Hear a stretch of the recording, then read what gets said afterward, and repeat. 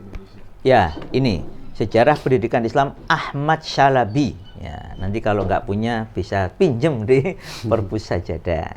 Ahmad Syalabi ini bukunya sangat bagus. Nanti ada bab khusus tentang perpustakaan dan sangat banyak dari halaman 132 sampai 188. Ini termasuk pembahasan sejarah perpustakaan yang paling lengkap yang saya baca itu miliknya Ahmad Syalabi. 50-an 50 berapa ini? 56 halaman ya, gitu.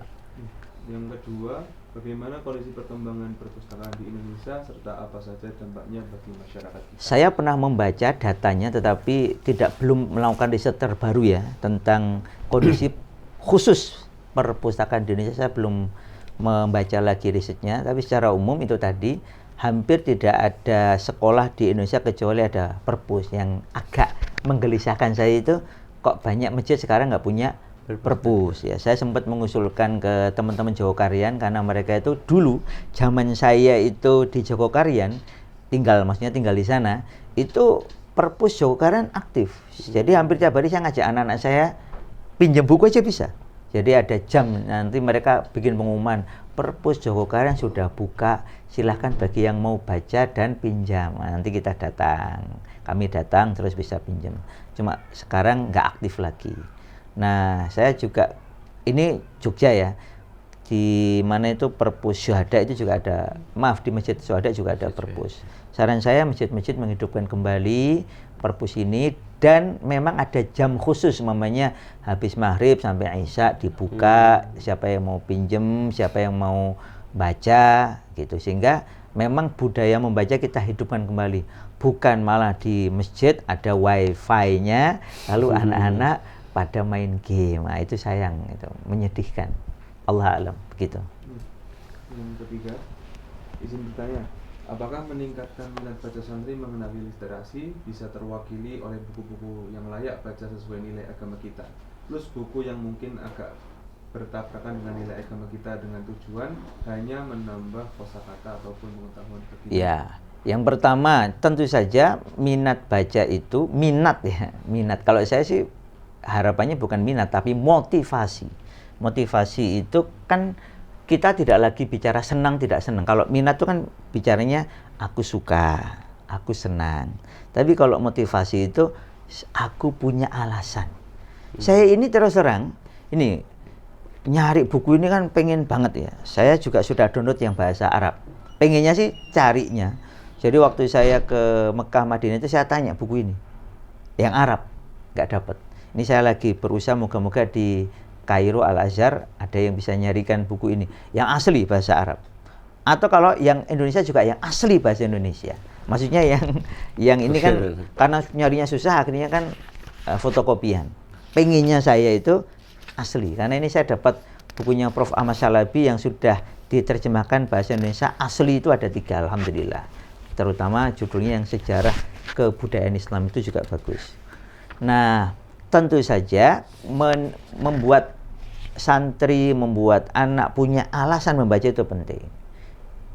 Termasuk alasan utamanya adalah melaksanakan perintah Allah, Iqra ya. Iqra bismi rabbikal ladzi khalaq, Iqra wa rabbukal akram, kan perintah Allah. Ayo bacalah. Niatkan baca untuk melaksanakan perintah Allah. Oleh karena itu bacaannya yang bergizi. Apa tadi? Meningkatkan kosakata. Terlalu banyak buku dalam Islam ini yang belum kita baca. Ngapain kurang kerjaan baca buku? Kalau cuma kosakata itu banyak buku yang belum. Demi Allah, jutaan kita ini punya karya. Ulama-ulama kita ini punya karya jutaan eksemplar. Dan itu kosakatanya insya Allah belum banyak yang kamu ketahui. Jadi ngapain kamu nyari buku yang nggak bergizi tadi? Ingat tadi ya, masukkan apa kata-kata uskup agungnya Siprus tadi.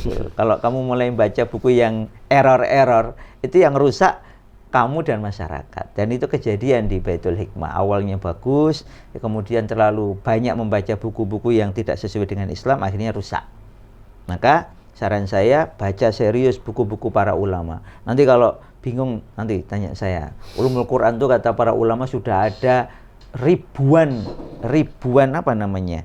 Ribuan jenenge apa itu? Ribuan cabangnya. cabang ilmu, padahal baru ulumul Quran. Berarti kalau ada minimal 1000 cabang ilmu ulumul Quran, bayangkan kitabnya ada berapa. Belum ulumul hadis, belum fiqh sirah, belum pendidikan Islam, banyak banget. Jadi PR kita masih banyak. Kemudian yang berkaitan dengan apa ini tadi? Yang kedua ini, Mas, apa itu Mas?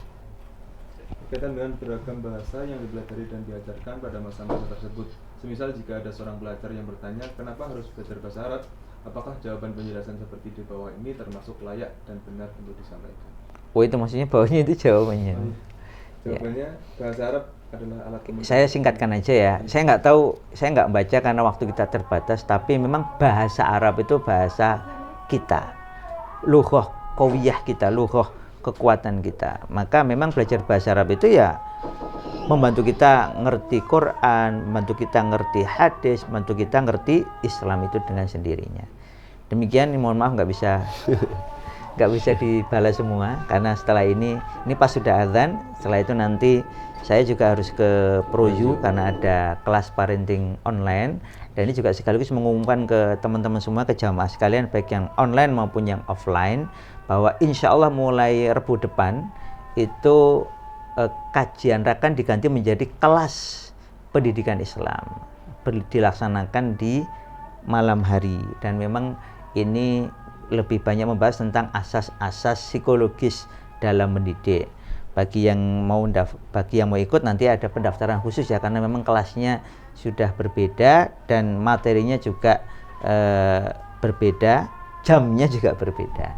Demikian ya, nanti insya Allah bisa menghubungi panitia berkaitan dengan kelas pendidikan Islam, membahas tentang asas-asas